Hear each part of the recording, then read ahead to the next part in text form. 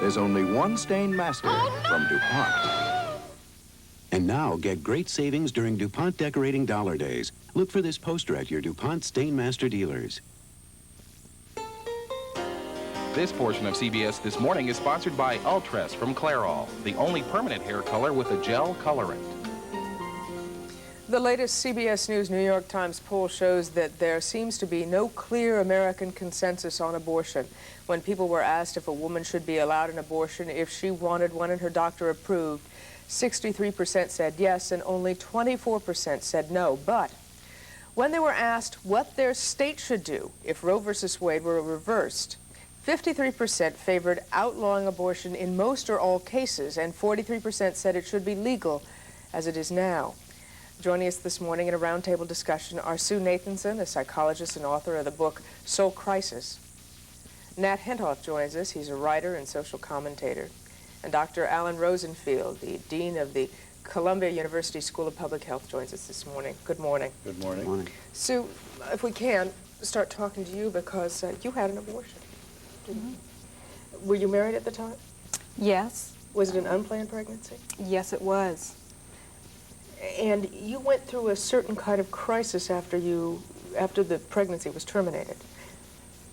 Well, the details of my personal story are in my book, Soul Crisis. And I wrote it because I wanted to provide a model of how complicated the whole experience of an unplanned pregnancy is. I wanted to be kind of one example of the many kinds of problems and conflicts that women experience as a result of an unplanned pregnancy, and to indicate that sometimes the abstract principles that you believe in shatter in the face of the immediate life circumstances, that many lives hang in the balance, your own, your husband's, your living children. Excuse me, you said kind of like preconceived notions somewhat shatter, such as what changed for you? Well, I had always felt that if I became unexpectedly pregnant, I would never have an abortion. I believed that other women should have the choice to do what felt right to them, but my personal sense was that that wouldn't be the right choice for me. But the self that believed that was young, and the self that had to make the choice that became unexpectedly pregnant was nearing 40, had 3 children, had a husband concerned about his psychological and physical well-being, and in the face of that self, the decision became based on very different issues than an abstract principle. Nat Hentoff, somewhat of a liberal writer, social commentator. Libertarian, lowercase. It surprises me very much in which you are against abortion in most cases. Are you a right-to-lifer? Yeah, by my definition. I always define myself according to what I believe, not by any kind of organizational stereotype. To me, it's a consistent ethic of life. I'm against capital punishment. I'm against nuclear buildup, let alone nuclear war. I'm against the kind of Bush Republican funding that makes it so difficult for the poor to get out of poverty and affects their lives so deeply. And I am also against considering this developing human being from the time of conception and implantation as if it doesn't exist. All right, let me go back a second. Yeah.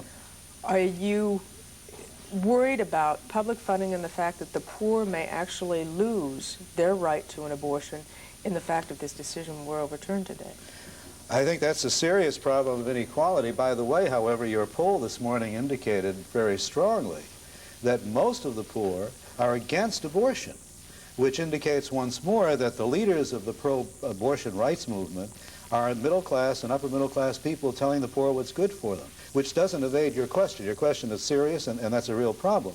And I wish the pro-life people, those of them with clout in Congress, and there are many, would push for real funding so that people, first of all, would get decent prenatal care, would get postnatal care, all the way up, would get more Head Start money, all that kind of stuff. That's a serious deficiency among the pro-life people. And birth control, obviously. And birth control, obviously. Dr. Rosenfeld, is it a matter of birth control, of proper instruction? Is that why you have so many unwanted pregnancies?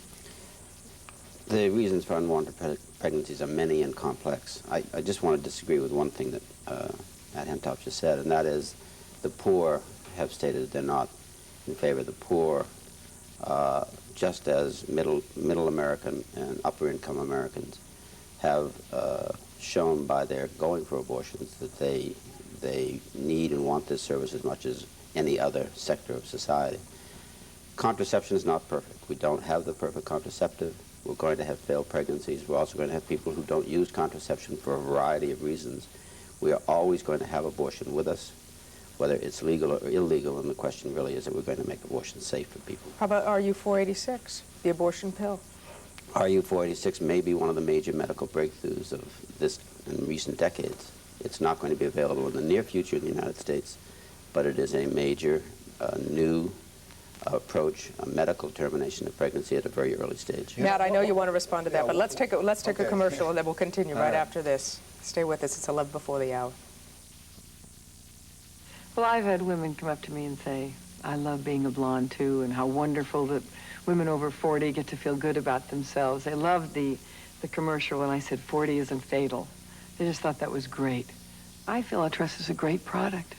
Having double conditioner is exceptionally good for me because I'm under the lights all the time. I love being the spokesperson for Ultress. Do you know what Ultress does for me? It helps me to feel good about myself. If you haven't tried it, how do you know what you're missing? We're about to compare two of today's most popular coffee makers, the latest from Europe and the latest from Maxwell House. Surprisingly, they both have the aroma of fresh ground coffee. Will the blend of rich select beans in Maxwell House instant coffee affect the taste test? It seems to be causing some confusion. They both taste fresh brewed. See for yourself. Look for valuable coupons in this Sunday's paper. I'm Tim Simmons, State Farm agent. One day my policyholders got the back of their family car banged up, but Van and Mary and the boys didn't have to miss any family outings. They reported their claim directly to me. Our claims people were on the job pronto, so that Van and Mary could get their car fixed fast. Now they know why more people think that State Farm is the best buy in car insurance. We keep things moving, so you can keep your family moving. And like a good neighbor, State Farm is there. Oh, no vegetables yesterday, honey. No time. The American Dietetic Association says vegetables are an important part of a balanced diet. No salad. Too busy. When you can't get to eat vegetables, you can drink them. One delicious glass of V8 juice provides a serving of vegetables. Have a V8, honey. Forecast, plenty of sunshine through tonight with seasonal temperatures. It's straight to the office for me, Hans. Morning, George. Hey, Fred. No V8 today, huh? Drink V8. Keep your diet straight. Tomorrow on CBS This Morning, Magic Johnson, Gore Vidal, Jo Beth Williams, and Mercer Ellington. We continue now our roundtable discussion on abortion with psychologist Sue Nathanson, writer Nat Hentoff, and Dr. Alan Rosenfield of the Columbia University School of Public Health. And Nat, we left off, and I want you to be able to respond, but I don't want this to get into discussion of RU-486. No. I'm going to talk about two things that have not been brought up at all in any of the commentary or the polls in a long time. One has to do with privacy rights. The woman has privacy rights, but you also have the fetus who is now, because of the growth of fetal medicine and fetal surgery, you can treat a fetus when it's 14 weeks old. You can operate, and it has been done, when it's 18 weeks old. Same fetus, next day, could be killed under the laws of all the states. The other thing is Roe v. Wade is considered only in the abortion context. It is increasingly used now by the federal courts as a reason to allow death at the other end of life, euthanasia. Started in Providence. Chief Judge of the Federal District Court said a husband wanted to remove a feeding tube, and the judge said, because of Roe v. Wade, we can do that because of the woman's privacy rights. She can't exercise them, but the husband can. That's why a lot of the groups who are against abortion are becoming increasingly involved in fighting the rush toward euthanasia. But I'd like to just respond to something you said earlier, which has to do with the invisibility of the fetus to women. I didn't say that, but go ahead. Yes, you did. And I said to the public, but go ahead. Well, or to the public, but from the subjective viewpoint of women who become pregnant, the fetus is not invisible. And, you know, women really are not so much annihilating a separate being as dealing with something that's a part of themselves. But it is a separate being. Well, but in the beginning, the psychological and physical well-being of an unborn child are inextricably What about bound the up women with those of the mother. who dispose of the fetus because, and this was a front-page story in the New York Times a month ago, because they don't like the gender? Is it invisible to them because they don't like that it's male or female and they dispose of it? Well, you know, it's very easy to stand outside the situation and make judgments about women. And everybody is going to have a different opinion. But from inside the perspective of the mother, you know, women are just programmed physically and psychologically to nurture children. It's a powerful drive. All the more reason to ask about gender. Dr. Rosenfeld, let me ask you this. What do we know about the fetus? Is it an independent living creature at a certain amount of time? The fetus is going to be a baby, no question about it. We're dealing with a very difficult moral issue, and the question is whose rights are paramount at a given point in time. As an obstetrician in my earlier days, in my residency training, I took care of women who had made the decision to have an abortion illegally and were ill, 16, 17, 18-year-old kids who died. It's a difficult, difficult moral dilemma. It's a dilemma we're never going to solve. We'll probably be meeting 10 years from now and discussing the same issues, because no matter what happens tomorrow, today, and in the succeeding months when they make their decision, we're going to continue to debate this issue. But I don't agree that there's a continuum to euthanasia. This is a woman and her body. She should make her decision. We may not like abortion, but I can't make the decision for you or for any other woman that she may or may not make the decision. And I would like the reasons not to be trivial. I'd like the reasons to be the deep reasons. But I can't make my decision on the basis that some people may trivialize what I consider a very deep moral issue. I don't agree there's a continuum to euthanasia, but the courts do, and that's what's paramount. This morning, one hour of arguments in front of the Supreme Court. Dr. Rosenfeld, thank you very much. Susan, thank you. It's now 4 before the hour. Makes sense to you? Well, I don't feel that way. I think I have done a humane service for lots of women in this world. I don't look upon it as killing, no, because I do not consider, in the first place, that the embryo or the fetus is a person. It is a potential person. Faye Waddleton, you're the president of the Planned Parenthood organization, largest organization having to do with family planning in the country, and have conducted more than 100,000 abortions. Do you like being called a killer? Well, I think that the opposition to a woman choosing the option of abortion will certainly label us many things, but we know very much that the killer of women is illegal abortion, and that is why we believe that women should have a choice. And that I would agree with Kate that if we dislike this as much as the individuals who have spoken ahead of us say that they do, then they should join with us in helping to reduce the incidence of unintended pregnancy. As a matter of fact, the Peter, question is at what point do they consider it killing? Do they consider it at some point certain uses of contraception as killing? And that's a matter of individual choice and individual opinion. Perhaps we can get to that, but what strikes me at the beginning, Roger Rosenblatt, is that we have two sides represented here which are almost deliberately talking past one another. One side wanting to use the word kill all the time, and the other word wanting to use choice all the time. Roger Rosenblatt, essayist, former editor of U.S. News and World Report, now works for Life magazine and the McNeil-Lehrer Report. Do you get the same sense? Yeah, you get the sense, too, that there's a great middle in the country that has far more confused feelings about this issue, that regard the issue as mysterious. Since it deals with life, it ought to be mysterious, that wonder how the country, since they're not only individuals with private rights, but members of a country, ought to decide on this issue. The people who are pro-life often find a context in which abortion is acceptable to them, and people who are pro-choice often find a context in which compromise is acceptable to them.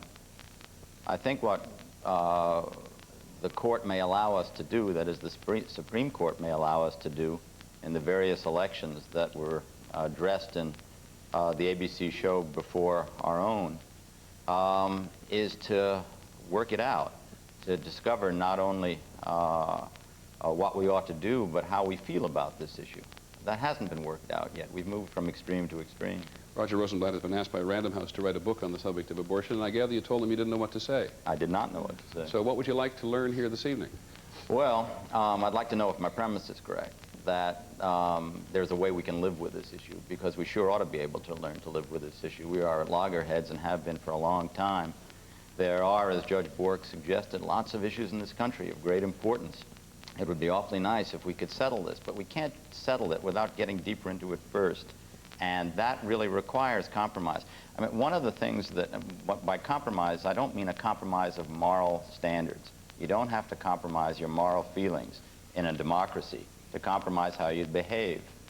We can learn to live uncomfortably with this issue, and uncomfortably is the way we will live with this issue. Richard Worthen, you're an advisor to, you were an advisor on politics and polling and analysis to President Reagan. You now advise Republican candidates of all stripe, I gather, on the abortion debate. These phrases that people are using, they're deliberately intended to push buttons, aren't they?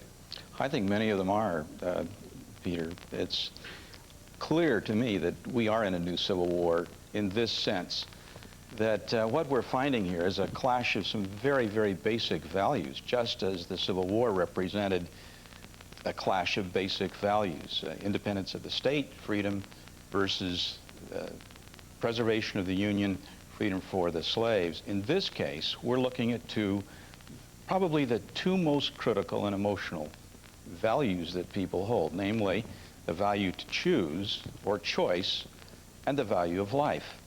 And when you get an issue that taps into these value constructs, it's indeed very difficult to work out compromise as positive as that goal might be. When you were coming here tonight, did you feel in your gut we were going to accomplish anything?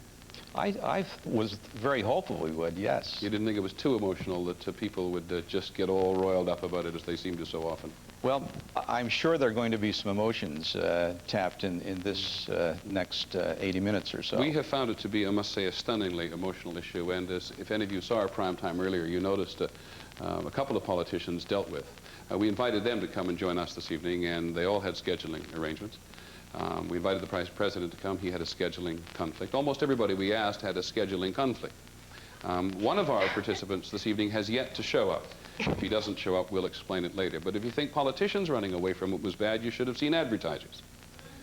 You may notice as the evening goes on a decreasing number of advertisers, which hasn't made our sales department very happy. But to give you an inkling of how much of a hot issue this is for advertisers, we're going to show you just a little bit, which we call Day in the Life of a Salesman, a point of description first. When ABC does a news documentary, we never show it to an advertiser.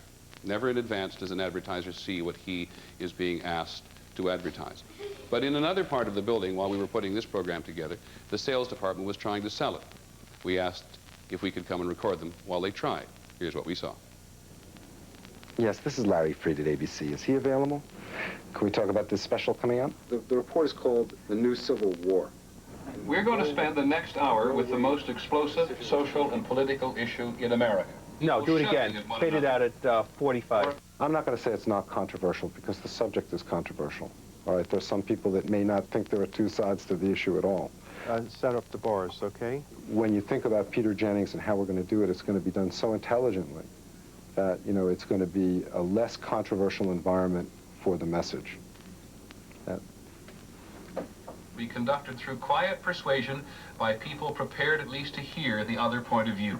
The first thing that went through my mind when I heard that this documentary was going to be produced was, we got a problem here because we've picked probably the one topic that everybody runs away from. I just thought that there's a really good chance that we're going to have a great deal of difficulty generating a lot of money for this program. So it is. You are just saying it's an issue of abortion. Certainly he's taking the political look, but nevertheless, the bottom line statement is it is about abortion. We followed both pro-choice and pro-life politicians. And we don't take a side at all. Or it's sort of an impartial following, but in doing that, I know the issue becomes a problem. this is one of the harder challenges that we've ever had, and is trying to convince advertisers that a program dealing with the topic of abortion is a good environment for their advertising message. It's got some elements that are difficult, but I think as long as we're not really dealing with the... I understand. I understand. Well, Mr. Welch, you kind of glad we're suffering like that? Yeah, I think it makes for an interesting mix. And I think that proves the point. I think you got a good title for this thing. It is a civil war. In your television ministry, you're responsible, or you have the opportunity to mobilize lots of people. Do you mobilize them to get on advertisers' backs if they get association with this issue? No, not really. But we don't do it through the TV ministry. We do it out on the street, and then there are like Right to Life and other action groups who carry that out. But of course, they know where I stand. Dr. Wilkie, why do you think the advertisers are so scared of this? Well, it's a very controversial issue, Peter. If you don't mind my saying so, ABC has been rather one-sided on this, rather consistently. And you will elicit, you have in the past, a great deal of animosity by tens of millions of people who feel that our side hasn't been properly shown. And they might anticipate that here tonight, and we remain to be seen here whether we're going to get our share of time or not. Well, you're talking at the moment. And I'm quite aware of that and appreciative of it. And my question is to you, do you like the idea of getting on the backs of advertisers to pressure them to pressure us? That's perhaps the only way that pressure can be brought to bear, outside of simply turning the switch off and having Nielsen tell you nobody's watching you. How about free speech? You're in a commercial atmosphere here. We're free to turn it on or off. We're free to buy somebody's product or not. And if the impression out there, let's just say the impression out there is that ABC is largely pro-abortion in the way it handles this, all right, we're going to get this particular company and say, hey, I'm not going to buy your products if you support this pro-abortion outfit. Judge Bork, do you think this contributes to the debate? Sure it does, but I think I'd like to say... It does? That this contributes to the debate? No, I'm sorry, pressuring the advertisers. Oh, well, that's an old game. That takes place every time there's a controversial issue. And it's inevitable. So, you know, there's no point in complaining about it. I object to your calling it a civil war because I think it tends to make it sound as if there is an impossibility of discussion which we could arrive at some common understanding. And I think there is such a possibility. The fundamental moral issue is whether or not what is being killed is a human being. And I don't think people who describe themselves as pro-choice, if they believed it were a human being, would say we choose to kill it. I think they don't believe it's a human being. I think we can certainly speak for ourselves on that matter, and I think that the judge knows that a human being is defined as someone born and protected by the Constitution, and I don't think that any one of us does not believe... If I may just finish, if I may finish, I don't believe that a single one of us does not believe that a fetus is a living fetus, that we are not suggesting that it is some inanimate object. The question is that when you have a woman's life and her needs and her health on the one side and the developing fetus on the other, a choice has to be made, and that choice should be left to the individual. That's why it's so controversial. Let's come back and talk about it in just a moment. We do have some advertisers. They'd like to be heard from.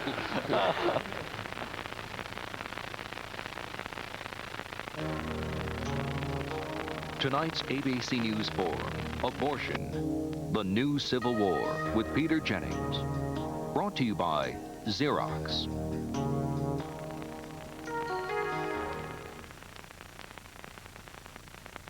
Bit by bit, putting it together. Piece by piece, the way to make an ideal work.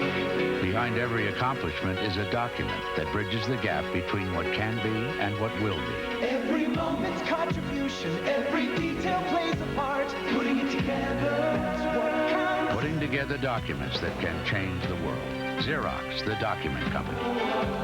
Putting it together, putting it together. My first bout with a yeast infection taught me to use Vagisil to stop the itching, burning symptoms instantly. I saw my gynecologist about the infection, but Vagisil cream relieved the burning and the itching. And if Vagisil can relieve the itch of a yeast infection, Vagisil cream can stop any minor feminine itching instantly. For feminine moisture problems, I trust Vagisil powder. Vagisil absorbs moisture, absorbs odor, helps keep you dry, odor-free. Vagisil feminine powder. You know what's special about the 91 Plymouth Voyager? The great ideas that came from real-life moms and dads. People who already love and drive Plymouth Voyagers. Like this, great in a car wash. Look, another glove box for more storage. Extra cup holders for passengers in the back. And want to see something really neat? Easy. The new 1991 Plymouth Voyager. Now that's what I call family-friendly. See your Mid-South Chrysler Plymouth dealer today. During the past 4 years I've served as your circuit judge. I've worked hard to improve justice, to make the court more efficient, and to make the tough decisions a judge is called upon to make. Now I'm asking for your vote for re-election in Tuesday's general election. I pledge my best efforts to continue to be a fair and impartial judge, patient and courteous to all persons who have occasion to be in the circuit court. This Tuesday, re-elect Judge Eugene Bogan. Friday, a 2020 Barbara Walters exclusive. President Reagan finally speaks his mind about the day he was shot, the deficit, and more. Watch 2020 Friday.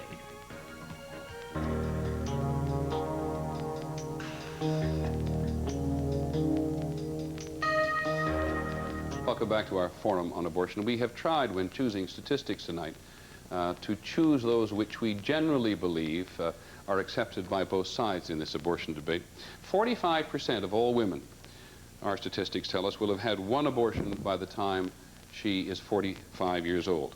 Tonight in our audience, there are people who've had abortions, there are people who prefer not to talk about it, there are people who suffered great pain from it, and people who somehow feel they have been liberated by it. Joining us here on the panel is also Olivia Gans, who's the director of American Victims of Abortion. That's correct, Peter. What does that mean? I think it's interesting that Faye said that the rights of the child somehow are less valuable than the rights of the mother. And for me, as the mother of a child that died needlessly in 1981 because of the abortion I chose to have, the question is not whether the mother's rights supersede her child's. Our rights are equal, just as my rights as a woman are equal to yours as a man. Take me back to the time when you had the abortion. You were how old? I was 22. I was the typical age and lifestyle that the majority of abortions are performed on. I was a young college student, I was unemployed, I was unmarried, all of which are the basic statistics of the average woman. Why did you have an abortion? Mostly because of my boyfriend's pressuring. He was extremely concerned about his position. I was concerned also. We were both pursuing our careers, our education, etc. The circumstances were bad. Where did you have I had the it for abortion? social reasons. You had it for social reasons? That's exactly what it boils down to. Where did you have it? In a public clinic, in a private clinic? I had it at a private doctor's office. Did you have any counseling beforehand? I had spoken to 2 other abortionists and a Planned Parenthood abortion counselor before finding the abortionist that they recommended, and that is how I came to that man's office. And it is my conclusion that the lack of information women receive in these facilities is one of the crimes of the current status of abortion in America.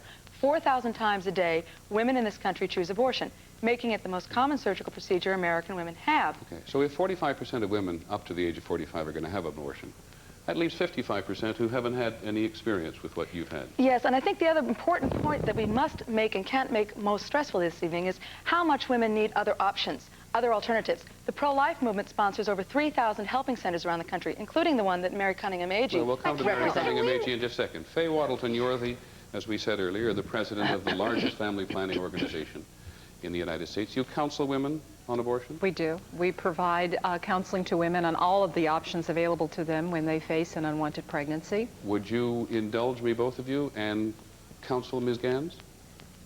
I would ask Ms. Gans about her reason for being in the clinic today. Why are you here today? And maybe we can talk a little bit about what brings you here. That is the kind of thing I was asked. Now, proceed from there.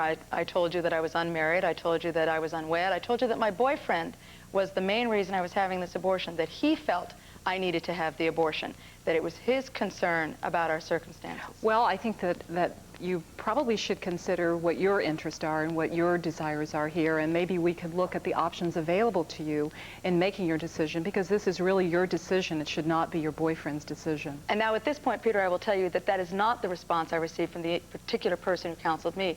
I was told that it was my decision, but under the circumstances, it did seem that this might be the most reasonable course of action for my boyfriend and I. I think that what this points out is that Ms. Gans obviously did not have or make a decision that was satisfactory to us. We all make decisions that we regret later in life, and that should not result in our working to punish other women to conform to the mistakes that we make. Just stay with Ms. Gans for a second. I mean, she clearly is pained by this for a second. I think that clearly she is pained. What options have you told her she's got? Well, we haven't gotten to those options, because what I would say is that let's look at the options available to you. If you were facing a pregnancy and you did not want the pregnancy, the option, of course, is to continue the pregnancy if you desire, and we can certainly help you with prenatal care and refer you to the very best facility. You may choose to keep the baby after birth. That is a whole set of issues that you want to consider.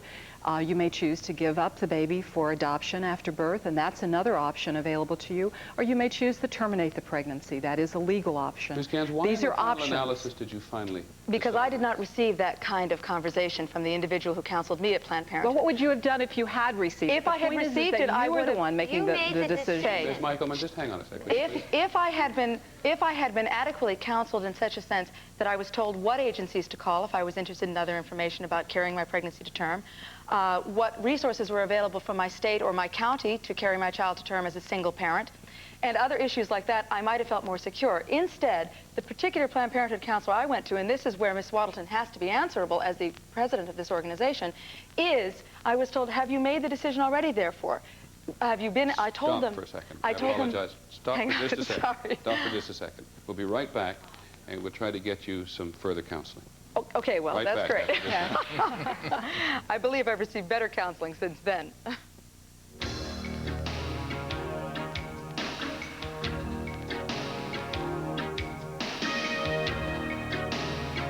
In 1988, there were 1.6 million abortions performed in the United States.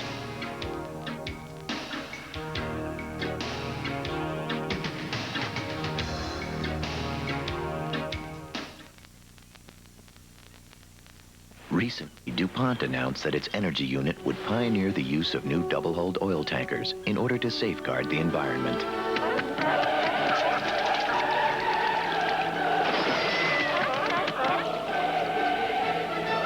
The response has been overwhelmingly positive.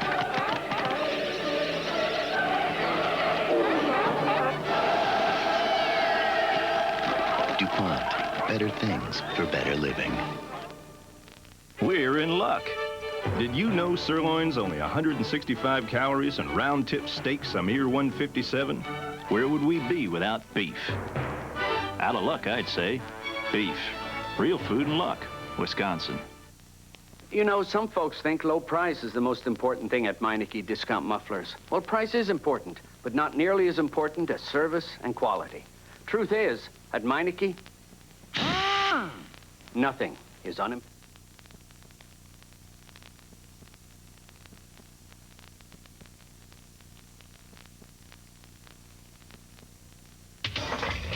With up to 550 cold cranking amps, Walmart gives you more power for your money in the Omega 5 auto battery. And the 60-month warranty means you can count on the power of the Omega 5 from Walmart year after year. And the price? Just $38.94 with exchange. Powerful proof that overall, you always save more at Walmart. Always. Noel Strickland is a candidate for the post of County Supervisor of District 5. He knows any decisions made as a supervisor will affect every citizen in Washington County. Noel Strickland's decisions will be made carefully as to benefit all citizens of Washington County. He has lived and worked here his entire life and knows the needs of the people. Noel Strickland knows that he can give Washington County the best representation it has ever had. There is no substitute for leadership. A vote for me is a vote for you. Why go round and round looking for a great deal on charbroiled chicken, steak, and shrimp dinners when you can get all your charbroiled favorites at Shoney's? Is it just me or is it hot in here? Ow! Oh, At Shoney's, Well, let's go. Wait a minute. You promised I could have hot fudge cake or strawberry pie. I've got a commercial to do. I don't care. I want for dessert. Right now? Right now. Come on. All right. They're paying the financial and emotional toll of leaving their families behind. 2020, Friday. Crisis in the Gulf, day 90. Tomorrow, comments from Secretary of State James Baker. Also, Fiddler on the Roof turns 25, and Terry Garr here on Good Morning America tomorrow.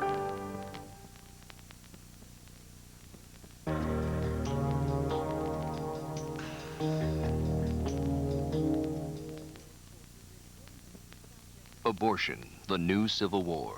Once again, Peter Jennings. We're in the process of getting Olivia Gann's counseling on the question of whether or not she should have an abortion. Mary Cunningham-Agee, formerly a member of the corporate world, familiar to many Americans in that respect, but you now run something called the Nurturing Network. Tell us briefly what it is. Nurturing Network is in all 50 states. It was founded 6 years ago to provide all of the support a pregnant woman, working woman, and college woman in particular needs in order to make the choice for birth for her child. So Ms. Gans was at college. Perhaps you'll counsel her. If Olivia came to our offices, we would let her know that if she chose to give birth to her child, we would be prepared to provide her with a doctor who would take care of the entire expenses, either the doctor or we would, a counselor that she could meet with as frequently as she needed to during and immediately after her pregnancy, a nurturing home with whom she could live if her own home was no longer available, with her parents or her boyfriend. We would give her, most importantly, if she's in college, an opportunity to transfer to a different college so that peer pressure would not be an issue. If she's a working woman, we'd give her a comparable job in a different environment. Not funny, but very much an issue for women who are faced with this problem. Very much. We would give her a comparable job in another location where she could take a leave of absence from her current employer if this is necessary and continue her career path. Dr. Hutchin, in listening to this,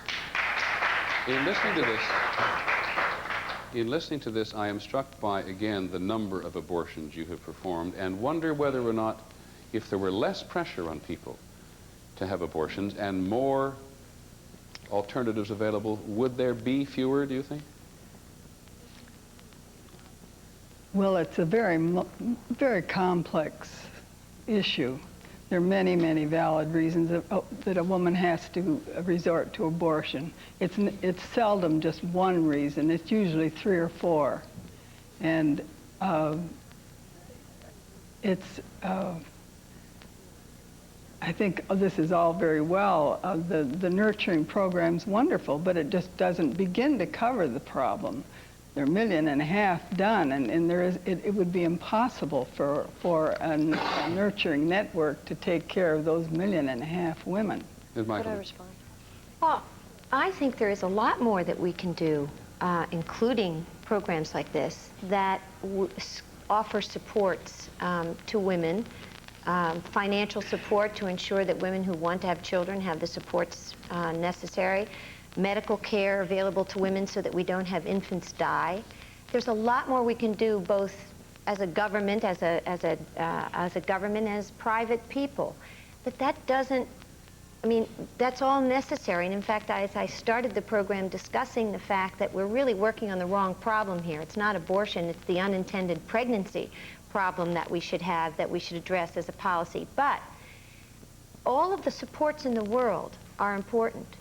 But when a woman faces a crisis pregnancy, she needs to know about what's available to her, all of her options, all of the supports, but the final decision, the final moral, religious, ethical, philosophical decision must remain with her. And that these supports can help alleviate the stress of a decision and make sure that she can make the best decision for her, but it can't take away her decision. That's critical. What Kate's talking about is absolutely vital, and that's the key problem in the abortion business today. The abortion business, including Kate's organization, why do you call it the abortion business? Because it is a business. I paid $350 in cash before my abortion could be performed, as have all of the hundreds of thousands of women that belong to the various post-abortion peer support groups around the country. Now, the most important thing that Kate said was the need for women to have information. When my baby was killed in 1981, because of the choice I made, I was not told about the development of my child, and that at 12 weeks of pregnancy, my baby already had its tiny little hands and feet, its heart was beating, my baby had a perfectly unique set of fingerprints, its genetic makeup, her body, her personality was totally in place at 12 weeks when I had my abortion. Well, now, Kate's organization and Faye's organization have consistently fought informed consent legislation that would make sure that a woman like myself was given information like that. As a matter of fact, I think it would be very, very wise for Ms. Gantz to get herself better informed about the counseling that does go on. Planned Parenthood has a long history and tradition of supporting informed consent. We are not interested, however, in terrorizing women. That's not true. With pictures of bloody fetuses, and that's really the point.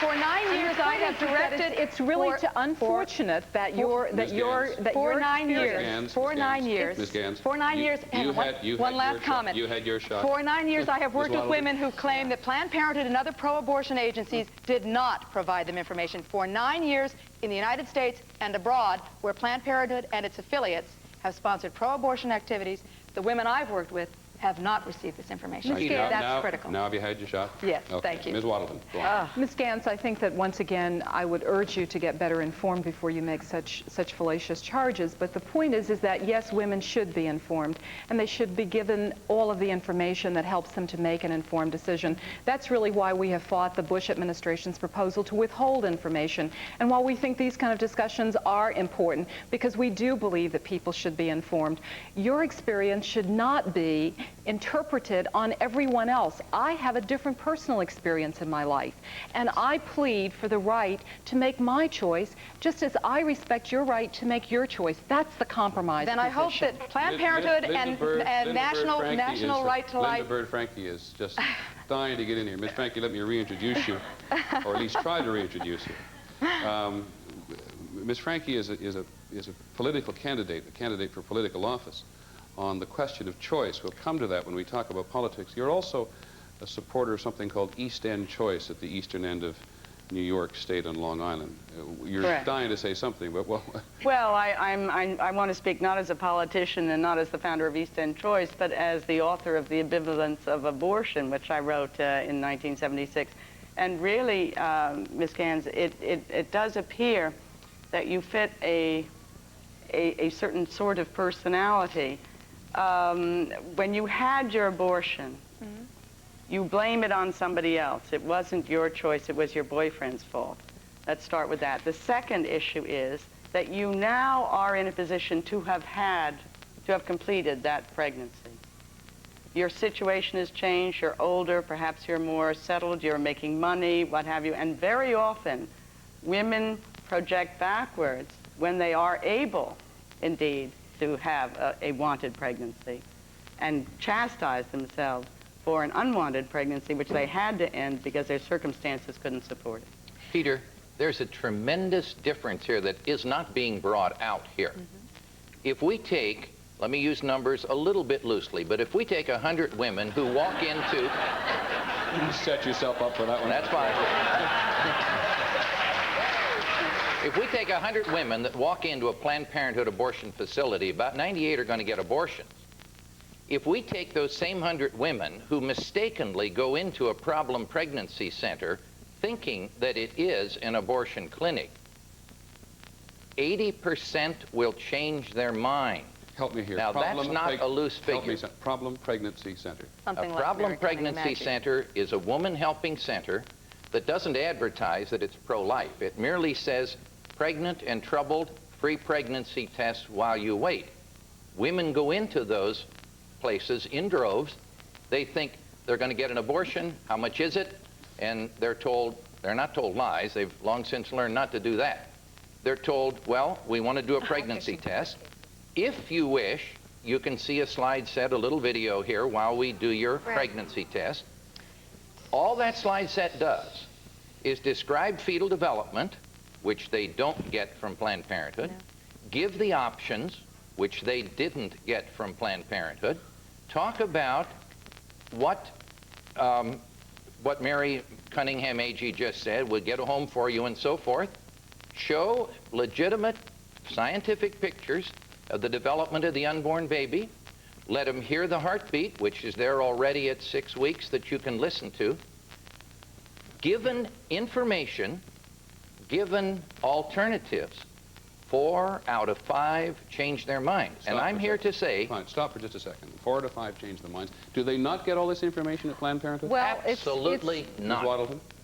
Dr. Wilkie, I doubt that you have been in a counseling session at Planned Parenthood recently, so I think it may be reasonable for you to withhold your judgment about that. But I think it's really excellent that Dr. Wilkie has described the nature of these so-called problem pregnancy clinics that women go into thinking that they're going to be helped to look at all of the options available to them, and the only thing that they are told is why they should not have an abortion, rather than looking at what may be available to them and helping them to make that choice.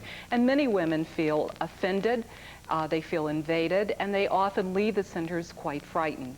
And I don't think that this is any way. Their mind and leave. But the idea is that we're not here to change women's minds, Dr. Wilkie. I think we have the facility, if given rational and objective information, to make those choices for ourselves. And that's what we plead for. Actually, the problem... Hang on a minute.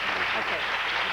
The problem is that the information is... Women walk in a very bad position of beating up on a woman. Oh, I wouldn't want to do. But women do walk into Planned Parenthood thinking that they're going to get all the options, and they don't get all the options in Planned Parenthood either. That's the problem. And Peter, why is it that Planned Parenthood is vigorously fighting a bill in my state of Ohio that would require informed consent for a woman? They are the chief opponent. The name of the bill is a woman's right to know bill. It isn't necessarily going to stop any abortions. It's Mr. Jennings, I don't think that this program was designed as a referendum on Planned Parenthood. I think that this was a program that was a serious effort to look at the abortion issue and why there are different points of view. Now, we can certainly go into Planned Parenthood at length, but I think the point is that to really get at why we are concerned about this issue is that people do have a wide divergence in a pluralistic society of opinions. We seek moral guidance from our religious teachers, not from politicians or people who want to meddle in our lives. And that's really what the essence of this system of democracy and government and our pluralistic society is about. And we only plead that we be permitted, the muddled middle, the people who are confused, the people who are conflicted, and Americans are conflicted about this issue, be left to our own devices to work these things out for ourselves in our own lives. I think problem with that, though. When we come back, it is, however, very much in the political arena, as Dr. Wilkie alluded. Let's come back in a moment and talk about abortion and politics.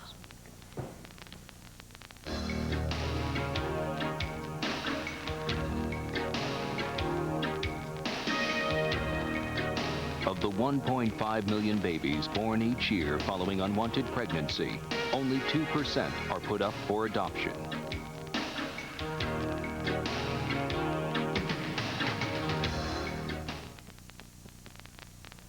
Years ago, when this was my piano, your mom helped me dust it with Pledge.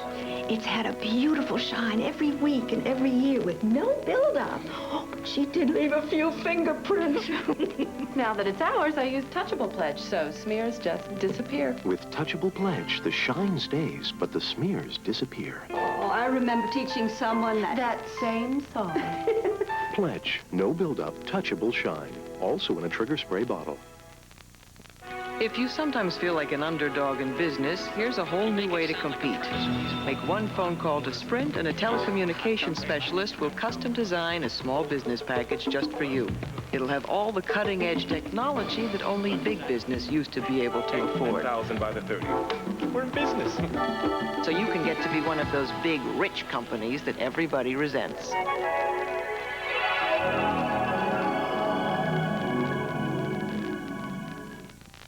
Look at me, enjoying an apple, thanks to Super Polygrip. Super Polygrip forms a seal that holds so tight, many denture wearers can enjoy more of their favorite foods. Even apples. Super Polygrip. Being an actress, I always try to look my best. If you wear dentures and want to look your best, use Super Strength Polident. It soaks away the toughest stains, and Polident's minty mouthwash ingredient. Leaves your dentures minty fresh clean. Super Strength Polident. To unlock your body's potential, we proudly offer Soloflex. 24 old-fashioned iron pumping exercises, each correct in form and balance. All on a simple machine that fits in the corner of your home. For a free brochure, call anytime.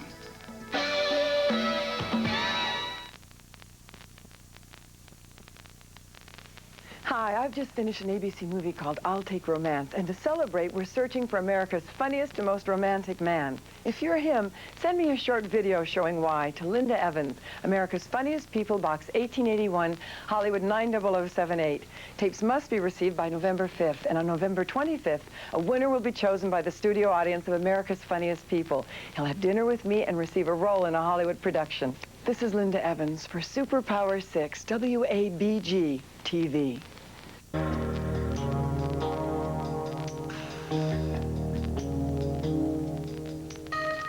Well, as most people across the country know, next Tuesday's election day, and of course abortion features in a great many of the elections. By our estimate, about half of the governor's races, a third of the races in the Senate, 24 congressional races, and hundreds of races at the state legislature level. We want to try now to figure out just how big an impact abortion is having in this year's campaign. And you've already heard a little bit here from Linda Bird Franke, who is running for State Assembly in New York. Ms. Franke, I know you now as an author because you were speaking tonight. I also know as your mother, and I know you as a friend. Now we know you as a politician. You're running on choice. You decided to run purely on the choice issue. Is that correct? No, that's incorrect. In March of 1990, you said that you were running on the choice issue, and choice would be the decisive one in this election. I was catapulted into the political arena because of the Webster decision, which returned control of certain abortion rights to the states. That was my impetus for entering the political arena. Since then, of course, many other issues have come into the race, but that's why I entered. What surprises some of us a little bit in New York State is that you're running on the question of abortion in a state where it's easier to get an abortion than a great many other places in the country, where it doesn't appear to be particularly threatened. Did it seem a good opportunity for you to get into politics using the issue? I had no intention of getting into politics as a career. I am deeply committed to a woman's right to choose. I have been for years. I started marching in the late 60s in New York State when the issue was whether abortion would be legal and safe then. I wrote a book, as I said earlier, about abortion in 1976. I watched with horror when the Hyde Amendment got passed, restricting abortion rights to poor women. Then the Human Life Amendment came along. Once more, I was reactivated. When the Webster decision came down in 1989, I said, okay, that's it. This time, I'm tossing my hat in the political ring, and I'm going to run. Okay. It is our misfortune, I believe, that your opponent, who we invited to come here this evening, is not here. We've called his home.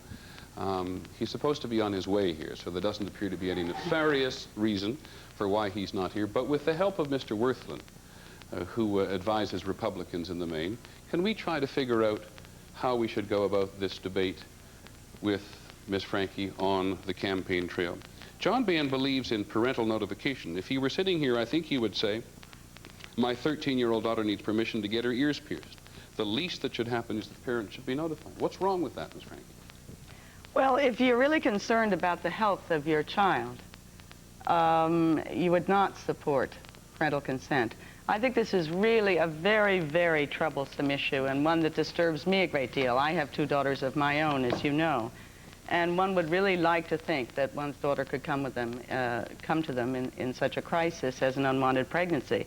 And a great many do, a large percentage, especially the younger ones, 13, 14, 15, come to a parent. But there are those who cannot come to a parent for whatever reason.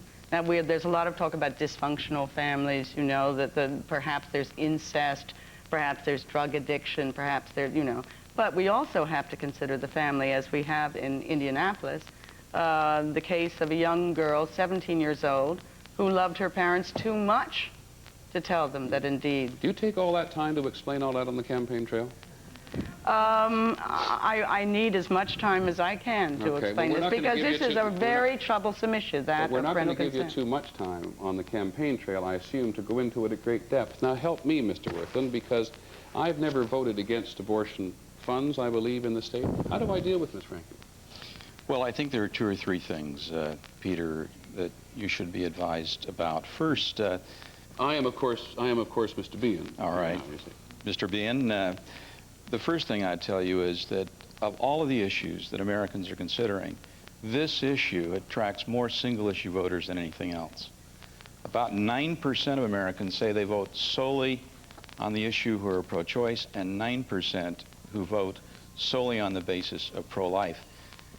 Further, I would indicate, however, as a Republican, you do have an advantage, because those people who are pro-life tend to cross parties more easily. That is, Democrats who are pro-life tend to vote more easily for a Republican than the other way around. So what's the best position for me to have? Well, the first thing I'd tell you is, in this case, as it's the first order in terms of the counsel we give to candidates. Be true to yourself. This is an issue that you've got to have what you say in public align perfectly with what you believe privately. Candidates who have been hurt most on this issue are candidates who have attempted to trim and move. Secondly, I tell you that... well, can I just tell you a little bit more about what I am, if please. I am, Mr. Behan? I'm anti-abortion. Yes. Personally.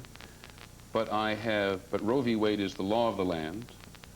And I'm not going to do anything to interfere with the law of the land. But I'm personally opposed to abortion, and my candidate is basically in favor of it. That's right. And many candidates attempt to opt out this way. And I think particularly in this environment where there's a lot of anti-incumbency feeling, you're on fairly dangerous ground, Mr. Behan, because people want politicians to walk the talk. They are not letting candidates off the hook by saying, I may personally be against abortion, but I will accept whatever the district or the area votes on the issue. What if the district is, for example, pro-choice? Should I just be pro-choice automatically? Absolutely not. That's the worst thing you could do. There is a congruence. It comes out 1,000 different ways.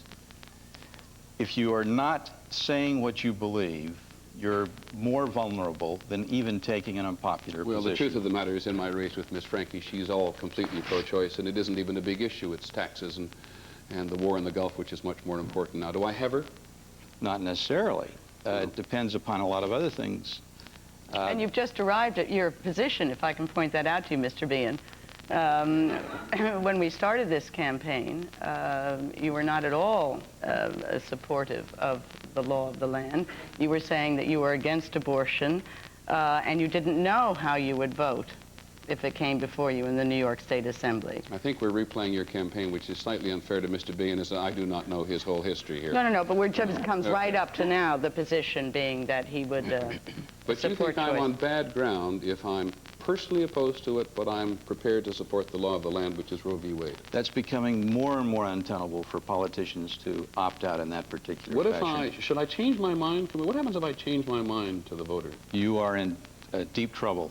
Oh, I'm also in good company. I'm glad you were going to say that. We have another of those infamous film clips here to show you just what kind of the political circumstance is this year. There are a number of people, including President Bush, who've changed their mind as they go along. Let's take a look at this. In 1980, George Bush made an unsuccessful bid for the Republican presidential nomination. On abortion, he was in favor of a woman's right to choose. Do you favor or oppose a constitutional amendment against abortion? I oppose such an amendment. I don't favor a federal amendment to overthrow the Supreme Court decision. By 1984, when he was running for re-election as Ronald Reagan's vice president, Bush had changed his position. The president and I do favor a human rights amendment. But recently, the trend has been for politicians to change position the other way, from anti-abortion to pro-choice. A number of this year's candidates are banking on their newfound pro-choice positions to turn their campaigns around. New Hampshire Democrat John Durkin voted the right to lifeline during his entire 1975 to 1980 Senate term. In 1980, he wrote a letter to the state anti-abortion group which said the following: "Let there be no doubt that I remain committed to those values which earn me the Defender of Life Award from the New Hampshire Pro-Life Council. These days, in his Senate campaign against Bob Smith, Durkin is no less adamant in his views. I'll fight to protect the right of choice for my two daughters. Bob Smith, keep your hands off the rights of my daughters and the women of New Hampshire. John Durkin is pro-choice. David Emery, Republican of Maine, is running to reclaim the congressional seat he gave up in 1982 to run for the Senate. He was anti-abortion then, and he lost. Today, Emery has a new position. And that's why I've taken a pro-choice position, because it's what I believe is best for a woman who's faced with a very difficult choice to make. When Democrat Anthony Calabrese was campaigning for Ohio State Attorney General 4 years ago, he sent his sincere thanks and gratitude to the Ohio Right to Life Society for its endorsement. This year, running for governor, he's on the opposite side. It should be a personal decision. The woman should consult anyone that she wants to consult, but that the decision should be her decision, and government should not intervene in the making of that decision. As governor of Kansas, Republican Mike Hayden was applauded by anti-abortion groups for signing a number of Family Life Day proclamations. Now, running for re-election, Hayden is in favor of a woman's right to choose. I believe that abortion is a personal and private decision. I believe that women should have the right to make that choice for themselves without interference by politicians. Pastor Welch, do you trust these people who change their minds?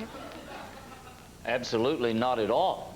I say what we say is if you're pro-life, then it's time to butt out of pro-life, because you don't belong in pro-life. Pro-life are people who are out here attempting to do what it takes to save these babies' lives. And we keep dancing around this thing. We're going through this counseling session, we're going through this political thing, but the bottom line on all this is that we're talking about people dying, babies dying. And the sad thing about it all is this is not the group that's going to make the decision about all this. It's the people back home, people watching. And you, sir, will have a chance to mobilize them next Tuesday. What if all those candidates had changed the other way? Would you then have trusted them? The trick to it all, it seems to me like, is that they need information. Information from the news media.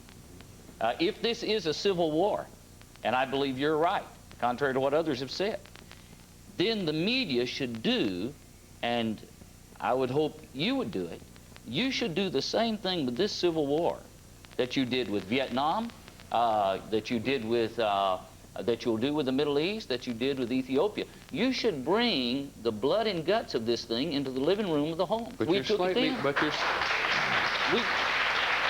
we could take it then, Mr. Jennings, and we could take it now. But you see, the people out there, tonight, when I was coming over in the car, I was playing your role. I asked the driver, I said, what do you think about abortion? He says, I think it's all right. Because, I said, why do you think it's all right? And he said, because the baby doesn't feel anything.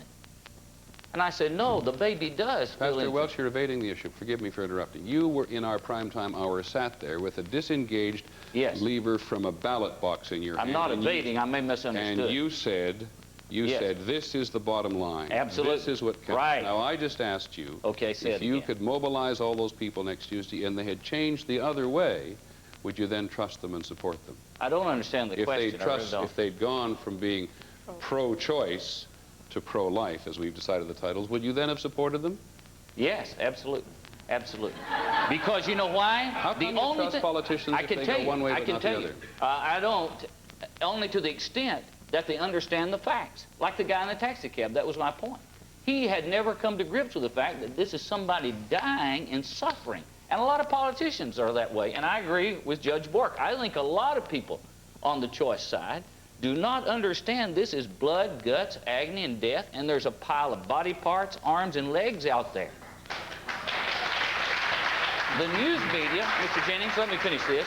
The news, you all did a superb job on Vietnam. That was a war. I was there, I saw you, I ate with you. You did a superb job on covering Ethiopia. You'll do a superb job on the Middle East. If this is a civil war, come down in the trenches with us. Bring the blood and guts. Make this, show them in the living room what this is all about. And I'll guarantee you the American public, once they have that knowledge, They will stand up and say, we don't want this. Pastor Welch, by the way. Peter, I think Pastor Welch was just a Marine in Vietnam, and let's go on. Army. My fault. And let's go back to the trenches, because in fact the trenches are next Tuesday in legislative races all over the country. Ms. Michael, you've seen them come your way in these switches. Do you trust them? I think it's wonderful to see politicians understand the difference between their personal view on abortion and public policy. And that's what we're seeing. And we're also seeing that politicians are understanding that pro-choice Americans, who are in the majority, and I'll remind people what we mean by being pro-choice. We mean that a woman is free, without government intervention, to make a decision when she's faced with a crisis pregnancy. And politicians are understanding the power, for the first time in a very long time, of the pro-choice vote. And we're seeing politicians using the pro-choice issue more than any time in American history. And I'd like to differ with Mr. Worthland. I mean, he says it's more advantageous to be anti-choice. Well, I think Governor Wilder, Governor Florio, and many other candidates that you featured even on your special are actually speak to a different reality. Does that mean, Ms. Michael, you think they're more afraid of you than they are perhaps of... I think what politicians are hearing from for the first time is a powerful voice of people who say government has no role in making these personal decisions. And the American public was shocked by the Webster decision into a new awareness that the court is rolling back its protections of our right to privacy, our right to choose, and that the only way now to secure that right is through the power of our vote. And they are holding politicians accountable in a way they've never held politicians accountable. And I have to say that the anti-choice movement for 17 years had been very effective in organizing their people to vote on the issue of abortion. We were very complacent. We, the pro-choice community, were fairly complacent in believing that the court would always be there. The court continued to reaffirm Roe versus Wade. But now they understand that the court has signaled its willingness to take away that right, to overturn that right, and now they must act on it through the political... Can I hold you up there for a second? Because speaking of powerful organizations, not to mention patience, Father Richard McBride is the chairman of the theology department at Notre Dame University. Thank you for being so patient, Father. Mr. Bean has spoken more than I have so far this evening. You were saving that line, I know. It's a propitious moment in some respects, because the Catholic Church has been very involved in this election campaign. The National Conference of Catholic Bishops began the campaign year by trying to get Catholic candidates who were in favor of choice? Actually, Peter, it hasn't been involved in this election. I think abortion, contrary to the premise of the special at 10 o'clock, I think abortion has been a relatively minor issue in this election. Taxes, the deficit, congressional leadership, presidential leadership, the Persian Gulf. In fact, I'm dismayed as a Catholic who does believe that abortion is immoral, and yet I also believe that we have to respect the varied consensus, the lack of a consensus in our society, and therefore our laws have to reflect and respect that. But I'm dismayed that it is no longer an issue that's taken seriously.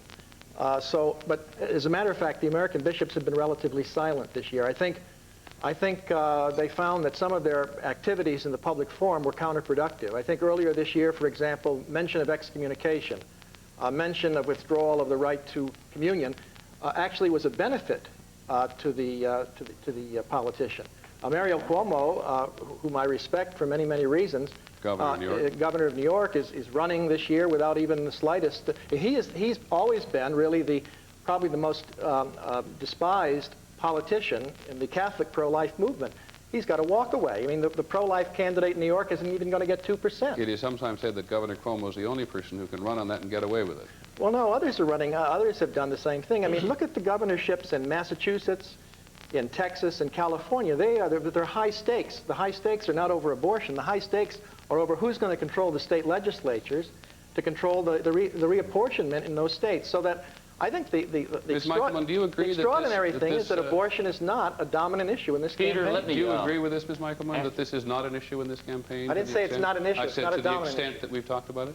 I think it is a very important issue in races all across this country. It is not, however, the only issue on the minds of voters, but it is absolutely one of the 2 or 3 most important issues when voters go to the polls and go into those voting booths, especially in races where the candidates are so starkly different. In Iowa, in Florida. In Florida, the race may very well be decided, the governor's race, may very well be decided on this issue. And I want to speak to Mr. Worthing again. It will be. But let me, these two talk here for a minute. These 2 politicians talk. Would you let 2 preachers talk just a second? Sure. Go ahead, preachers. I'm just interested, Reverend McBride, help me on this. I cannot for the life of me see how a person can be a Christian and support pro-choice and anti-abortion position and at the same time say they have a walk consistent with the Lord. Because I cannot for the life of me imagine God in a zillion years, God standing out there beside a pro-choice abortion advocate with a pile of baby body parts and saying, "Well done, good and faithful servant, God bless you." I cannot see that. Well, the fact of the matter is that many Christians disagree on this. Well, of course. Let me ask you a question that might also go to Dr. Wilkie. If you identify pro-choice with pro-abortion, right, and pro-abortion with pro-murder, that means any candidate who is pro-choice or who supports pro-choice candidates ought to be opposed by you, correct? I'm not sure that follows. Well, why not? If pro-choice is pro-abortion and pro-abortion is pro-murder, then a pro-choice candidate is pro-murder, according to that logic. Is that true? It doesn't matter how it comes out. No. Murder is murder. Okay. Murder is murder, and God is not going to be for that. I'm asking, and God's not going to bless us killing these kids off. One day we will stand before God Almighty and answer for it. Let him answer. I do a weekly column in the Catholic Press, and I have a column coming out right after the election. I'm going to invite my readers, my mostly Catholic readers, to send me any evidence in the press, any clippings of any prominent pro-life person, whether a bishop or a lay Catholic, who has publicly criticized President George Bush or Congressman Henry Hyde for supporting pro-choice candidates all over. Henry Hyde in Illinois supporting Jim Edgar for governor. He supported Jim Edgar in the Republican primary over a strong pro-life candidate. He's supporting Lynn Martin for the U.S. Senate. George Bush is going literally from Hawaii to I Rhode think Island. you're dodging the question. He's going from you're Hawaii. dodging the question. I'm saying that the position you're holding is not consistent.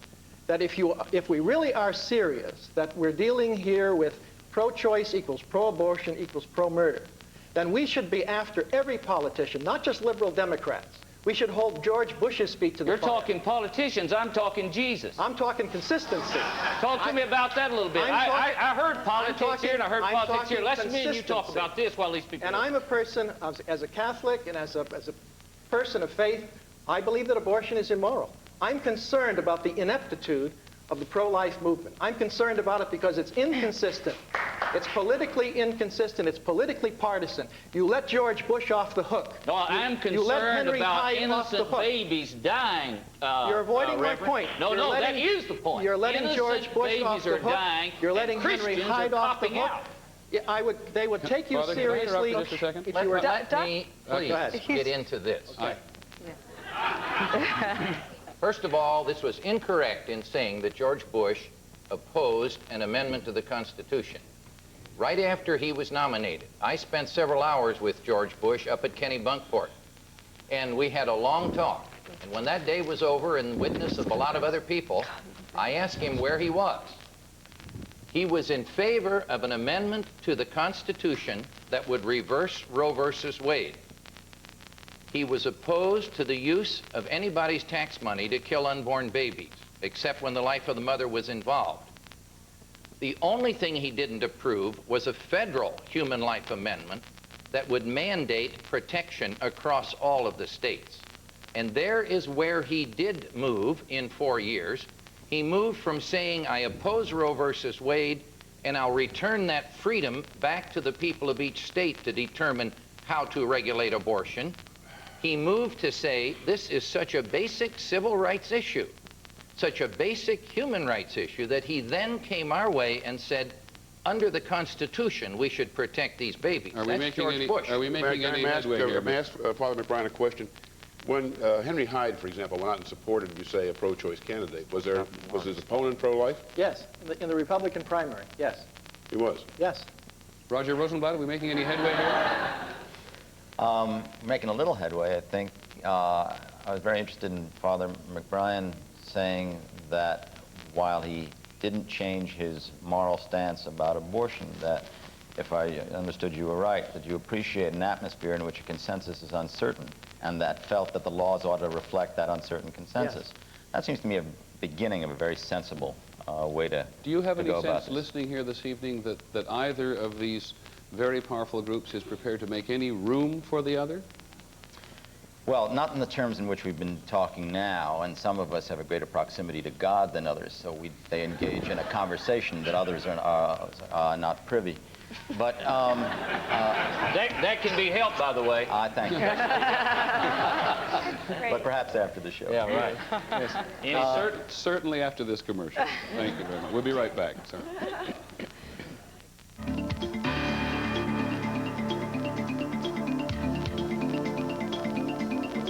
460 abortion-related bills were introduced in state legislatures this year, 3 times as many as were introduced last year.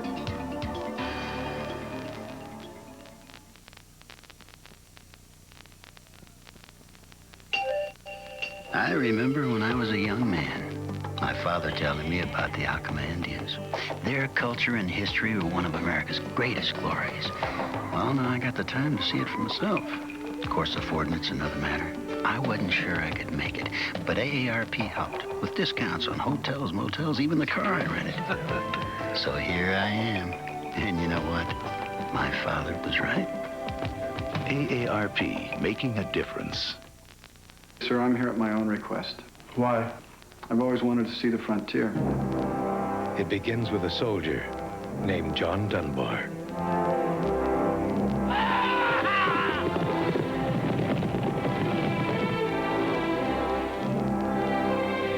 It ends with a warrior called Dances with Wolves. Kevin Costner, Dances with Wolves, rated PG-13. Starts Friday, November 9th at select theaters.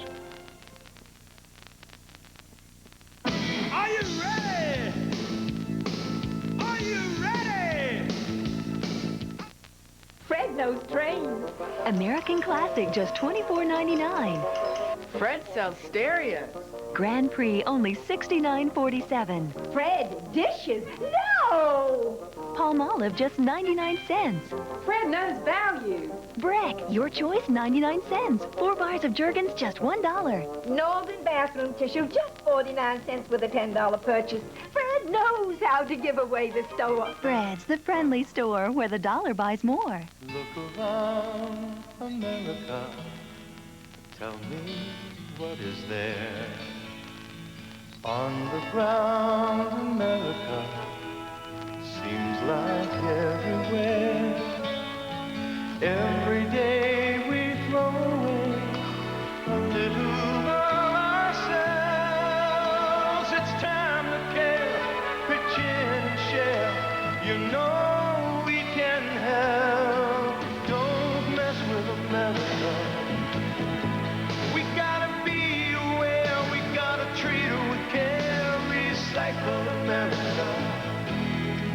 We gotta stop in time. We gotta draw the line today. Recycle America. Don't just throw it all away. Recycling could mean the world to us. Civil War continues. Once again, Peter Jennings. Well, I hope it's a testimony, from my own point of view it is, to the interesting contribution of our panelists, but we've kind of neglected the audience. So let's go quickly to the audience. Tell me, please, sir, who you are. If you represent anybody, tell us that and ask your question. My name is Bruce Weinfeld, and I'm involved with the Right to Life. I have a question for Miss I hope I pronounced your name. Waddington, I think? Waddleton. Waddington, thank you. Since abortion is such a tough decision for someone to make, would you be in favor of a 24-hour waiting period for them to make a decision and let them think about it for 24 hours after they go to abortion clinic, and why or why not? I don't believe that there should be arbitrary restrictions on a woman making the choice and seeking the service. I think that decision should be up to her. There's no reason to believe that she hasn't already thought about it for 24 hours. And these kinds of restrictions can simply place undue burdens on women, for instance, who live in rural areas, who must travel great distances if they are not close by to abortion providers.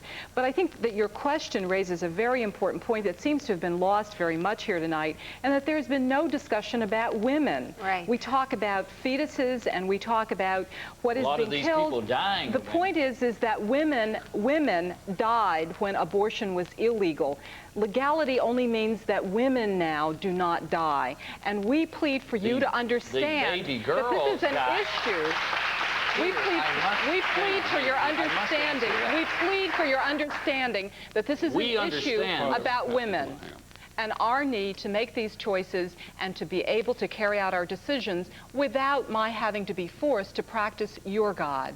I have a personal religious perspective, and it may not be yours. And in a society in which we do not have a state-run religion and dictated religion, we must be free to make that decision. May I respond?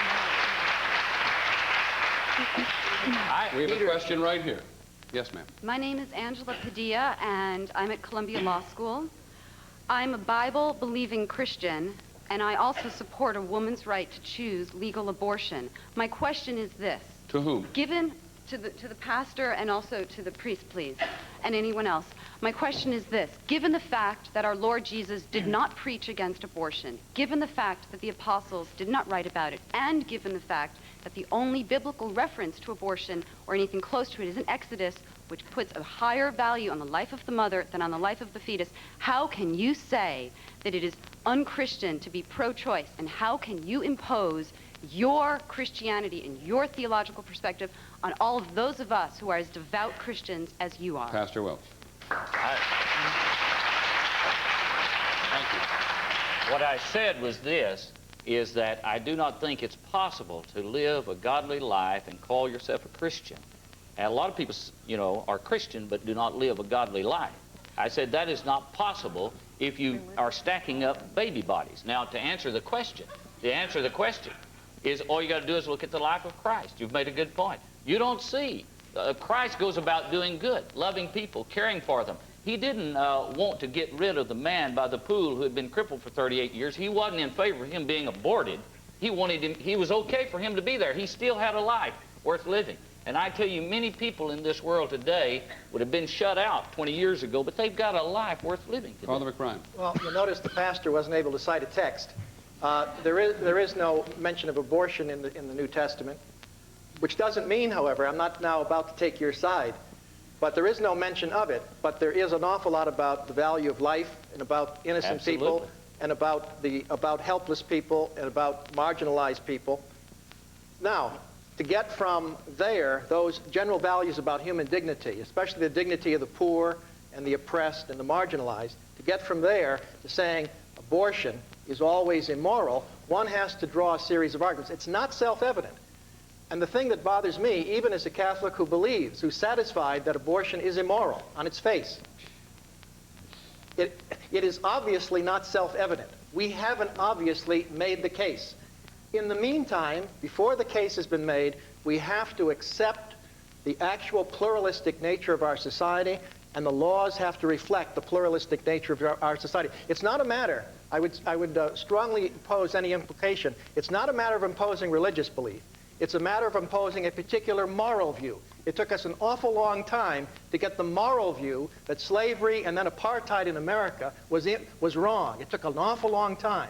It's going to take a long time, if it ever comes, that people will be persuaded on the abortion issue. We'll have another question in just a moment. Thank you, Father. Do you suffer from minor arthritis pain? Boy, I do. I'm Danny Thomas. I just found arthritis hot. I rub it in, it warms away the pain fast, and the relief lasts for hours. Arthritis hot. Sure works for me. Are your teeth sensitive? Do they hurt? Sensodyne toothpaste can help stop the domino effect that can start with sensitivity. Then pain can make you stop brushing and can lead to tooth loss. Sensodyne toothpaste helps stop the pain and the domino effect. Floor's all shiny clean, Billy. He should know. It's called Bright. Let's play. Time to entertain Daddy. Wow, never seen such clean shininess. Billy, look. How did Bright do this so glossy clean? Unlike Mop and Glow, Bright is self-cleaning, so it gives your no-wax floor a cleaner shine every time. Up goes the ladder. Hey, I have hair. Bright for a cleaner shine every time. Whoa, nice reflection. He noticed. Recently, DuPont announced that its energy unit would pioneer the use of new double-hulled oil tankers in order to safeguard the environment.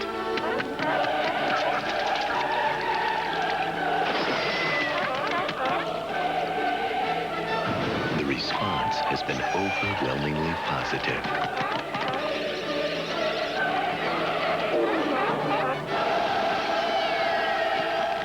DuPont, better things for better living.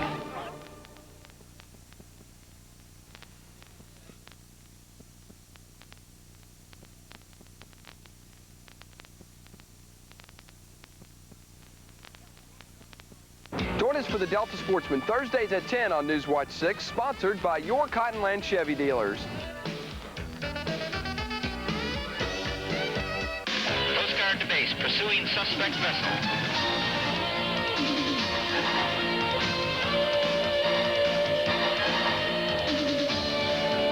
Stopping illegal drug smugglers is just one of the jobs the Coast Guard does every day. Be part of the action. Coast Guard and Coast Guard Reserve. Call toll-free or see your Coast Guard recruiter. All Nita makes are great copiers, which may be why nearly 9 out of 10 people who own them love them. I know I do. I don't worry about coming out too dark, too light, crumpled, or not coming out at all. In fact, I always look 100%, sometimes even 151%. Southern Duplicating Systems, 3 locations, Greenville, Cleveland, and Clarksdale. Not address the issue of abortion at all, either way. It does say you may not take a life without due process of law, but they were talking about a criminal trial. They were not talking about this at all. It'd be quite wrong to import this moral issue into a clause that was never intended to address it. In fact, at the time in your confirmation hearings, I believe, in the Senate, you said that Roe v. Wade, as I recall, was unconstitutional, should have been returned to the state. Is that correct? Well, everybody knows that there's never been an argument that Roe against Wade comes out of any provision of the Constitution. It comes out of an invented right, court made up, without any support in history or text or structure. Right. Okay, thank you. Yes, ma'am. Hi, my name is Nikisha Dunn, and I'm from John Jay College. I'd like to address a question to Dr. Hodgson. I would like your medical definition for the word person. You said you had performed many abortions. I believe it was 30,000. And I would like to, you said that you didn't feel that you were killing. Now, exactly what do you define in medical terms as a person?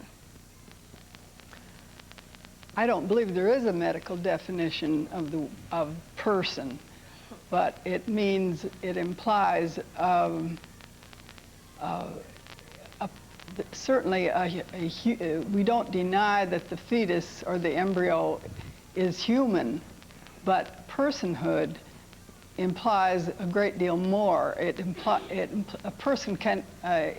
fetus cannot be a person without a brain. Nothing can be a person that does not have a brain.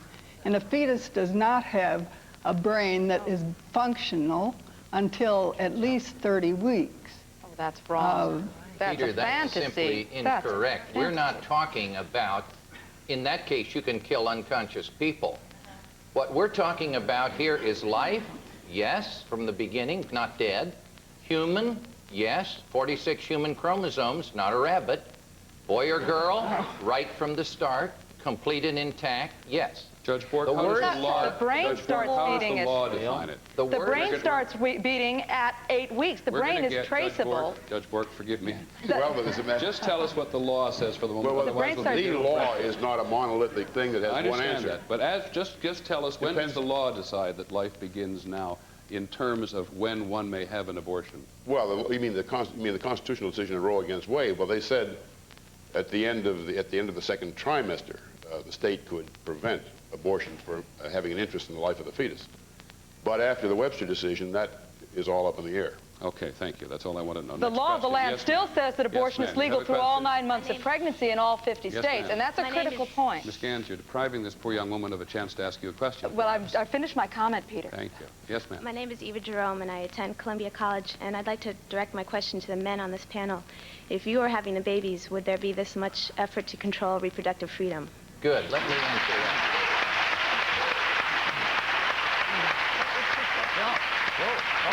Peter? Well, Peter, there's no question Can we start the answer with Mr. Rosenblatt? Thank you very much.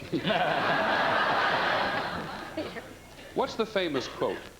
Somebody help me with the famous quote. If abortion were, if men could have abortions, it would be a religious sacrament. It would be a sacrament. Abortion would be a sacrament. Mr. Rosenblatt.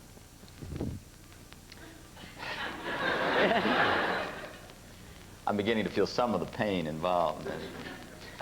I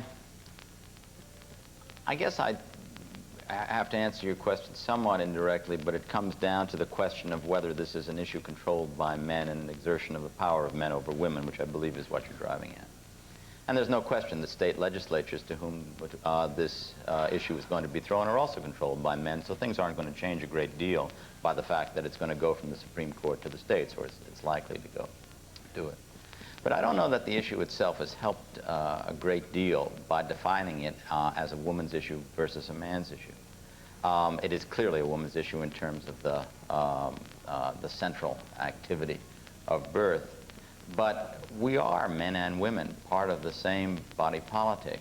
One of the things that Kate Michelman said before interested me in saying that she approves of, and there's reason for this, approves of the division that certain politicians make between their private beliefs and their public stances. And that's quite right when we try to separate church and state. But I think we could also profit a great deal from politicians who make their private stance part of their public beliefs, because we are asking for leadership in an issue in which we've received no leadership. So it may be an indirect way of answering your question, but it doesn't help the question, doesn't advance it to me very much to decide that this is a men versus woman. Mr. Worthman? Let me speak to that issue from 3 dimensions very quickly. First, a personal one. Secondly, the dimension of men's attitudes versus women's attitudes. And then lastly, the public issue. Personally, I don't believe it would make a difference if I were female rather than male. Secondly, women are more pro-life, men are more pro-abortion, and I think the question implied that men are more pro-choice. That isn't the case across the board. The last point I would make is to this issue that we really talked a great deal about, which is choice or life. As far as the public is concerned, as when life begins, or even more specifically, when the right to choose is overridden by the right to live. 49% of Americans say that the right to choose is overridden at conception, another 11% when the heart begins to beat, and you add viability and you get about 77% of Americans who believe that the right to choose is overridden by the right to live. I just want to warn our stations, by the way, we're going to run a few minutes longer here to just adjust with this. Ms. Cunningham, AG, I haven't asked you in a long time. Just give us a woman's impression on that question. That if this were a man's issue, it would be a sacrament. I think that's the kind of entertaining comment that can be made that produces laughter but really begs the whole issue here. I'm glad you returned it to me because I've wanted to say for about 30 minutes that what's really sad about this whole conversation is there's a voice missing here. And it's the voice that I would feel badly going away from tonight not sharing. It's the voice of the woman that I work with day in and day out. And it's a woman who will say to me, if only I had known about the Nurturing Network or an organization like that, I would have truly had a choice. And we need to answer a question that's related to this that you asked, Peter, about 40 minutes ago of Dr. Hodgson. You simply asked the question, if there was more support provided for the birth alternative, more supportive programs, would there be fewer abortions? That is not a complex question, and it doesn't require a complex answer. But isn't the it answer complex is yes. to this extent? You said you deal with 6,000 people every year, and Ms. Waddleton said there are 1.6 million people that need to be dealt with every year. No, I don't deal with... So it is complex, isn't it? No, no. And first of all, the statistic of 6,000 is how many volunteers we have in the nurturing network. My apologies. How many people do you deal with in the course of a year? 500 clients in the course of a year. And she has 1.6 million. Yes, I'm aware of that. The statistics, might be of interest, but I'm saying that the woman who faces the problem of a crisis pregnancy is a woman when asked the issue, and let me point out one fact that has not been brought out also tonight. The majority of women who have abortions in this country, when asked the simple question, would you have if you'd been provided with a positive alternative, would you have chosen it? The majority of women experiencing abortion will say yes. And when you ask what would that alternative look like that would really give you the choice to have this child if you'd like to, what they will answer is support for my career, my employment, or an alternative that would allow me to continue my education. And if you realize that, then what we have to look at here is that the majority of women experiencing abortion are not doing so out of freedom of choice, Peter, but out of a sense they have no other choice. And to me, that's the voice that needs to be heard tonight.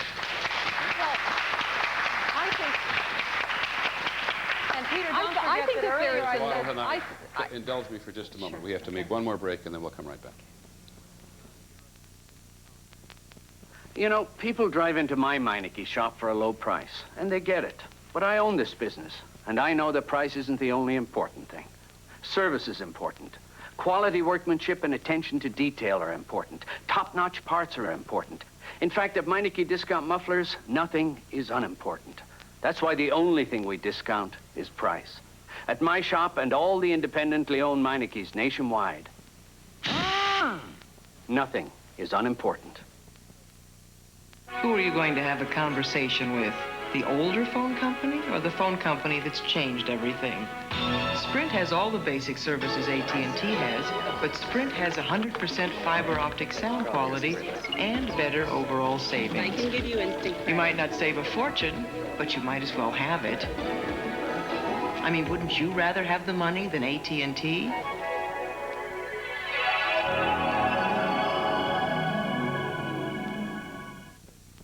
Shake.